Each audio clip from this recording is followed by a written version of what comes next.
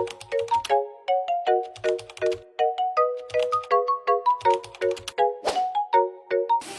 may I request all to stand up and let us pray. In the name of the Father, the Son, and the Holy Spirit. Amen. Our Father who art in heaven, hallowed be your name. Kingdom come, your will be done.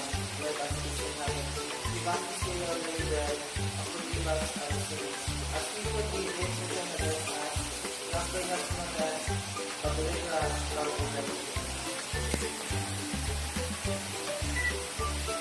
Okay. Good morning, class. Okay, before you take your seat, can you pick up some bits of your paper under your chair and put it in a cover brush. Okay? You can take your seats now. So, did I give you assignment? Okay? Pass forward silently. Thank you.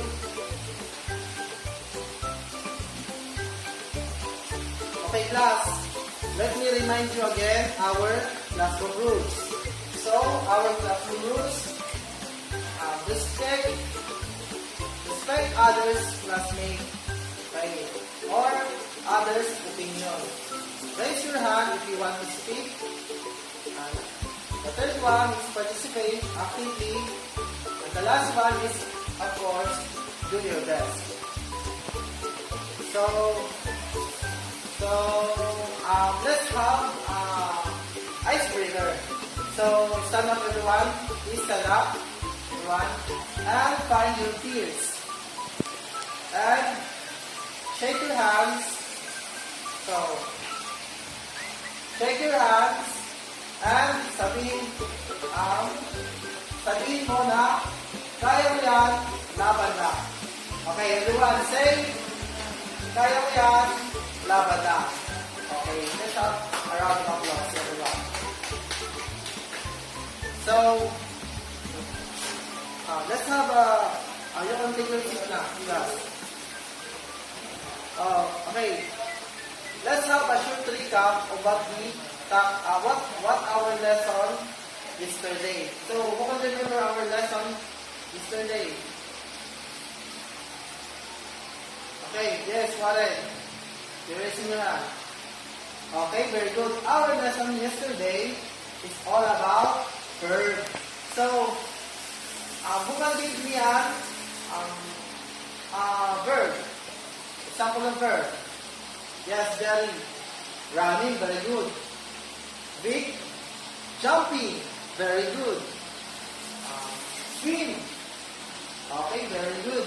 So, those are the example of verb. Now,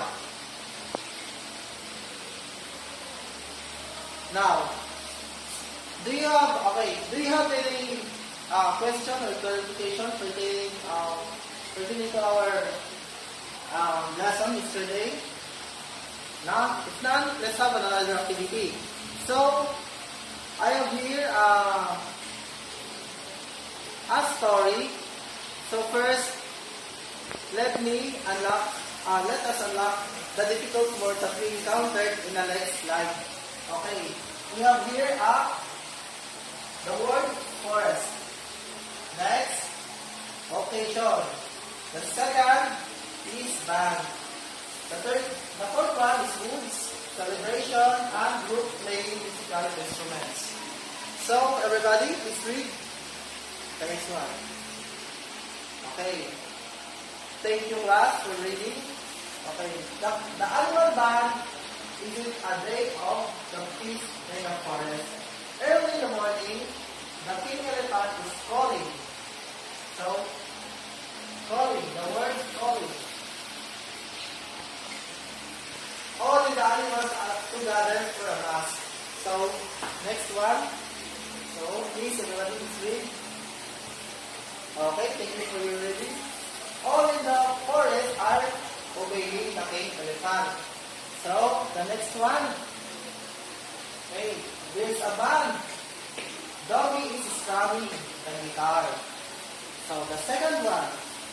Cathy is playing the piano. The next one. The little rabbit is singing a song. Okay, May I want someone to read this next slide? Yes, Marjorie, please read. Okay, very good, Marjorie. So, while the piggy continues blowing his trumpet. Okay. Another? Evelyn, please read. Every guest is singing and dancing with them. Right. Very good, Evelyn. So, class, the question is, what happens to one activity if everybody is participating? The other hand, please. Yes, Raymart. So, very good, Raymart. So, if everybody is participating, of course, there is a collaboration or cooperation. Very good. So, if there is a cooperation, of course, there is a collaboration and there is a teamwork. So, that is the essence of participating, of everybody is participating. When everybody is participating, so there is a collaboration and cooperation turns into teamwork. Okay, did you get that, class? Now, there is an occasion in the forest that all of the participants are very participative. So, the words that will be encountered in the story, or the words with ing, is the verb used in the story is, everybody, is read. We have calling, obeying, very good, obeying, very strumming, good, strumming, very good. singing, Okay, singing, blowing, blowing, and dancing, dancing. playing. Okay, thank you, class. So those are words that we encountered in the story that you already that we read. So class, based on the word that we encountered, which is calling, singing, obeying, blowing, strumming, dancing, playing. So these are verb with ing. So now, do you have any idea of our new lesson, or a little bit of idea of our new lesson for this morning? Yes, Jerry. So good. Yes, you have an idea. It's all about ing. ing, of course, ing. Another hand. Yes, lovely. Okay, very good, lovely. Our lesson for this morning is all about ing form of verb. You got it, lovely. So before we jump into our discussion, I'd like you all to read our lesson objectives. So everybody, please read. Yes, very good. The second one and the last one. Very good. Okay, did you get our objective, class? Precisely. So, okay.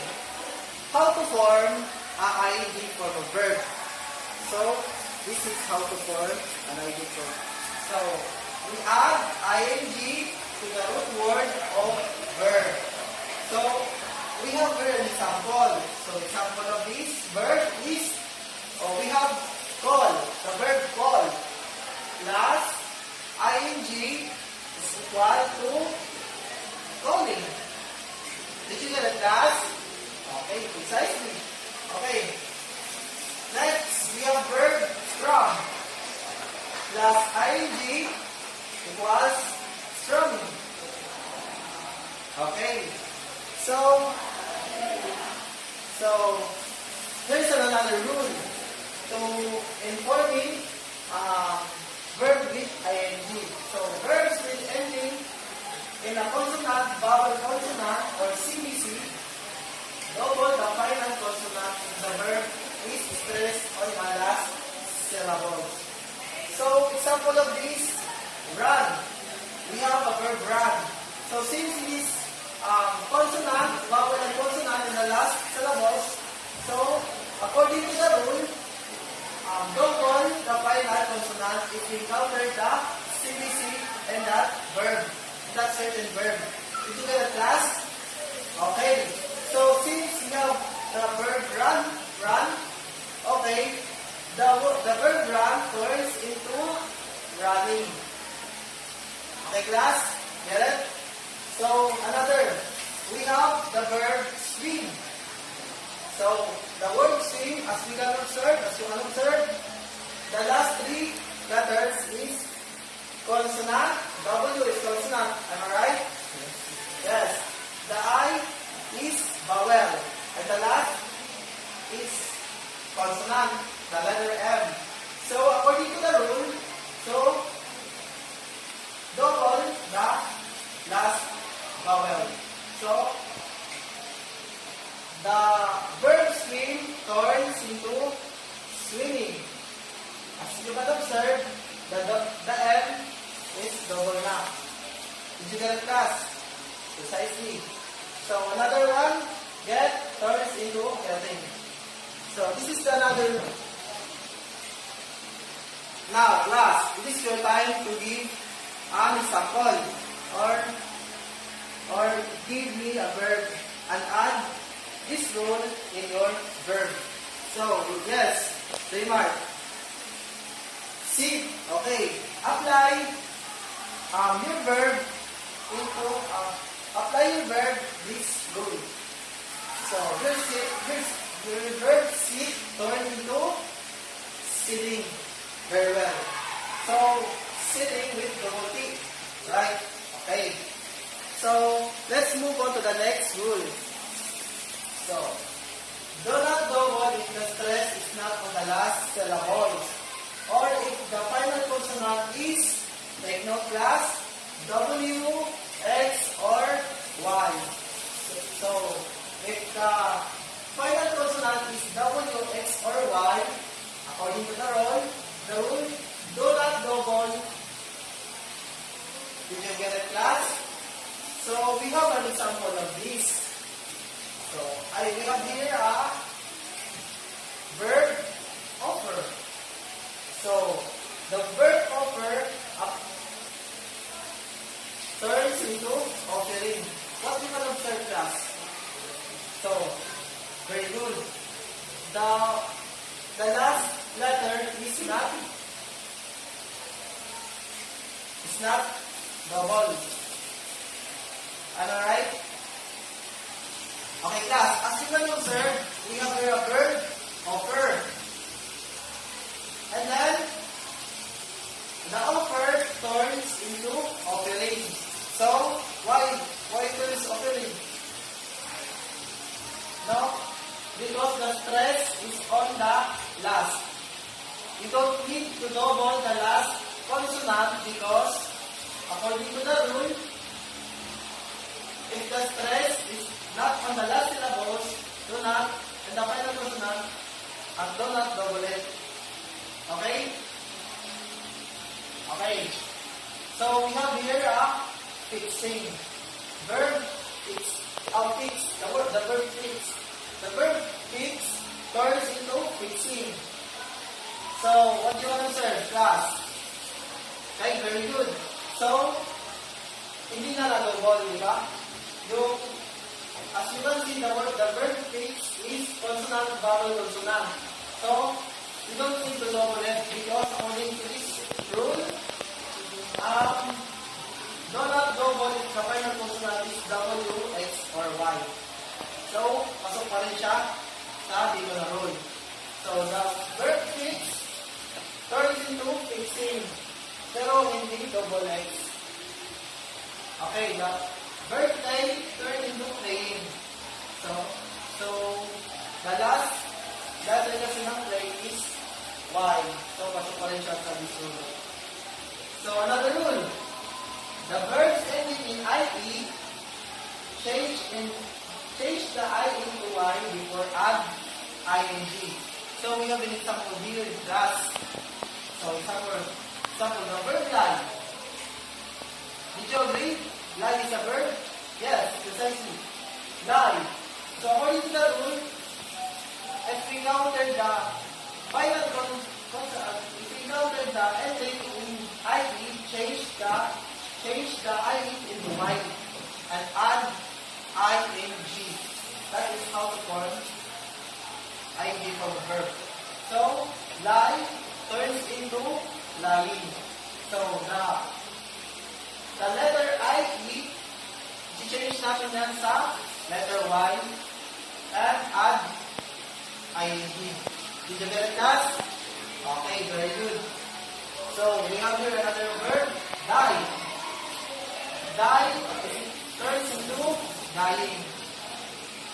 The verb die turns into dying. Thank you, class. So, do you have any question, class, or clarification regarding to our lesson? Okay, if none, so I have a question, class. So again, what is our lesson again for this morning? Yes, Vic. Very good. Our lesson for this morning is all about ing form of verb. So again, what is ing form of verb? Yes, another hand. Hey, Marjorie. Okay, Yabanania. So, the ing form of verb is an action word that is happening now. Okay. So, another question, class. So, if the stress is not on the last syllables, what we can do? What we can do? Yes. At the back. You're raising your hand. Yes, very good. Do not double it because the stress is on the not on the last syllables. Of course, yes, don't double it. Okay. So, do you have any question, class? Clarification? If none, let's have another activity. So, this is activity time. So, I will group you into 3 groups. And, okay, I'll divide you into 3 groups. Okay, this will be the group 1 at the back. This will be the group 2. And this one will be the group 3. So, this is your task. So, class, make sure, again, okay class, make sure that you cooperate to your group and of course to be cooperative, of course. Okay, this is for group 1. So, complete the sentence for the following picture. So, group 1, this is for you. And for the group 2, naman, encircle the verb ing used in the sentence. Group 2, this is for you. And for the last group, the group 3, match the ing form of verb to the each root word. So, group 3 and 3. So, you have 5 minutes to do your task. Are you done, class? Okay. So, great job, everyone. So, all of groups are got the correct answer. So, let's give a round of applause for everyone. Okay. Since you already understood our lesson for this morning, so I think this is the time for our individual activity. So, this is for our evaluation. So, may I read you the direction? So, for our evaluation, select the correct verb to complete sentence and choose from the box. So, for our phase 2, write the action word that's shown in the following picture. Okay? Did you get it, class? Did you understand? Precisely. So, are you done class? Okay, very good. So, pass your paper. I'll be the one to check that. Okay, thank you class. So, please get your assignment notebook or take a picture of this one and do it if you Hey, want to see something cool?